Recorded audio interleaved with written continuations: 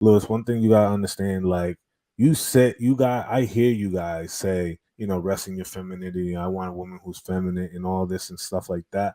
But what you guys fail to understand, and this is her words, what you guys fail to understand is that in this country specifically, it is very difficult to do that. You know what I'm saying? You have to be tough, whether it comes in business, whether it comes for trying to achieve certain goals and getting certain things. You know what I'm saying? There's a level of assertiveness that you need to have, and over time it does harden you. And sort of that was her take and her perspective that she shares with me. I don't know what you guys feel. Growing up, uh in my lived experience, watching my parents and how they communicated and how they interacted with each other, I could see that and juxtapose that to other marriages, friends, neighbors, people who were in close community and proximity to us. And the things that always kind of stood out was how those women handle themselves in all different times, whether it was a stressful situation, whether it's something to do with the kids, whether it's finances, whether it's infidelity, whether it's any component of their life, right? And just being having a sort of a peek through other people's experiences and looking at how my parents did that and looking at other people's marriages, I could understand and I can easily identify that someone who is an anchor in your relationship and you weren't able to kind of identify that in the beginning, you know what I'm saying, will slowly slow you, drown you in the long haul. And I think that is something that unfortunately a lot of us, what I'm saying, even I could admit that have overseen. You know what I'm saying? You see the signs, the tall tale signs, but sometimes you just ignore them because the chick is too bad, or there's all these things we tend to kind of ignore those red flags where it's like, ooh, you know what I'm saying? You sure you want to sign up for this for the long haul, right? And some dudes be in that phase, that seasonal phase where they just want that. But I think for the most part, if you find a chick that has all those components interchange that we just changed those words for, what I'm saying, you'll have a really strong relationship. And the humble dad, brought it up at the beginning of the program. Men who find, women who they're aligned with, they get to their goals much faster because they're much more focused, right? I think it was Trigger Mike about 2 weeks ago said that about 90 percentile of people who win in the NBA, the top player, are married. You know what I'm saying? The 90 percentile, because they don't have time to fuck around. They don't have time to focus on things that are not going to uh remove them from their purpose, right? That chick is always going to be there and always remind you of what that is. And sort of, yeah, I agree with a lot of the sentiment that a lot of brothers echoed.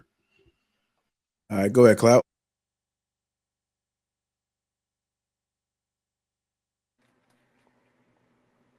All right. Oh, no, no. I already said. I came in the beginning when I said. I definitely think that there's no greater asset on your side than a beautiful, smart, all of those things. Oh, one thing I did want to push back against, though, I noticed that a lot of the gentlemen kind of push back against the strong thing a little bit, because I know strong is sometimes looked at like, oh, you don't got to be strong. I'm strong, but I'm gonna just say from experience, just like it's great to have a woman that's strong too. You know what I'm saying? Like even in the Bible, when it talks about a virtuous woman, it says she girds her arms with strength. You know what I'm saying? So like a strong woman is actually a great asset. And I learned this from being young, just seeing my mom and my dad and how they work together. Like my mom is a woman who might not look it, but she's strong, right? So when it came to just any task that needed to be done around the house, my pop's moving furniture. My mom is right there backing him up.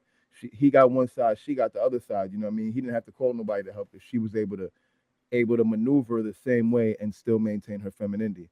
So I just wanted to add that I definitely think it's a great asset for a woman to be strong as well. Yeah, I also want to piggyback off of that, Clout. I actually had a conversation recently with somebody that was on the panel before, Leah Da Vinci, and she told me she's from the Caribbean, and she told me, she was like, "Lewis, one thing you gotta understand, like I hear you guys say, rest in your femininity. I want a woman who's feminine and all this and stuff like that. But what you guys fail to understand, and this is her words, what you guys fail to understand is that in this country specifically, it is very difficult to do that. You know what I'm saying? You have to be tough, whether it comes in business, whether it comes for trying to achieve certain goals and getting certain things. You know what I'm saying? There's a level of assertiveness that you need to have, and over time it does harden you. And sort of that was her take and her perspective that she shares with me. I don't know what you guys feel about that. All right. Anybody else want to add anything to it? Everybody else spoke on it. Yes, so I do want to add something too. So to the clip, number one, the brother looked like he was going through something. So I hope that we can recommend my brother some counseling services, because he was definitely going through something in his life. But I do think that he spoke to an issue, and I think we start at relationships, like, my romantic person. This is why it's so important for us to speak to mothers and for mothers to hear content like this. I know this is King Talk, but it's important for women to hear conversations like this, because a lot of times boys grow up to be men who pick women who do these things because his threshold for tolerating crap comes from what he's experienced with his mom oftentimes.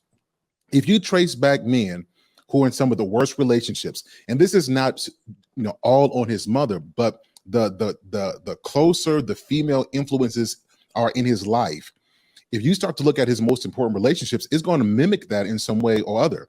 So it's important for mothers, for sisters, for women on here who have men in your life. You should not be yelling at your brother. You should not be yelling at your sons. Matter of fact, mothers, let me take this a step further. Your kids should see you speaking with the utmost respect to your man at all times.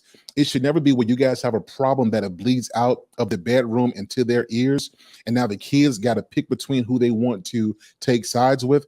It should be respect at all times. Old school women will be it'll be so interesting. Like, and I'm gonna say this, and you guys hear what I'm saying. There was women who were going through like abuse. You wouldn't have known it though, because they kept stuff to themselves. I'm not saying it was right, but what they were trying to do was protect the kids from being involved in adult level information that they didn't have any experience to understand. I think that we have to get back, and certainly I'm not advocating abuse. You guys know that's not what I'm doing. I'm just saying kids need to be able to be kids, and they need to be able to see adult women respect a man. Boys need to receive that, because we are inadvertently teaching them what to expect from their women. So mothers, hear that. The other part of this is, when a man has that training, he's not going to put up with the woman who's putting him down, right? He doesn't have the bandwidth for that. He's not built for that. I think a lot of these toxic men are with toxic women because they're trying to fix in their girlfriends what's broken with their mothers. And I think that with some therapy and some coaching, if they can fix that part with their mama, then the issue that they're seeing with their wives and girlfriends won't even exist, because the girlfriend is really a mirror of an issue that stemmed way before her, right? So that's what I believe. And then to the thing that's scrolling on the bottom, facts.